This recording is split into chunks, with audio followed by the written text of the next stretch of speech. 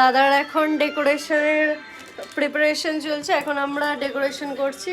এখানে বৌদি বেলুনগুলো সেট করছে, আমি বেলুনগুলোকে ফোলাচ্ছি, আর বাবা আমাদেরকে গান গেয়ে উৎসাহ দিচ্ছে, গেয়ে আর গান শুনে। আর আমার মা এখানে ডিনার সেটের প্লেটটা বার করছে, তারপর আমাদেরকে ডিনার সেট। হ্যাঁ কি বলছিল? ফ্রাইড রাইস হয়ে গেছে, ডিনার সেটের প্লেট নিয়ে যাচ্ছে।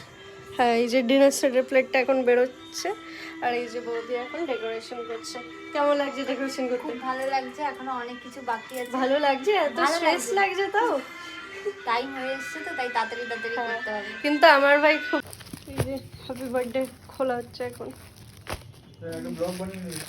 অবশ্যই, এত সুন্দরভাবে তোমরা সবাই সাজাচ্ছ, এবার এটা খুলে নাও, খুলে খুলে এগুলোতে হাওয়া দিতে হবে।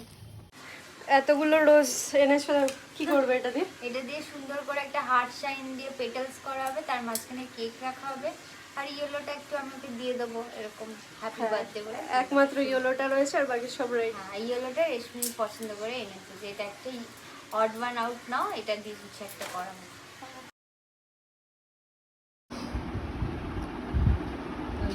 নিরামিষ কড়াইটা হাতে করে বার করে দিলে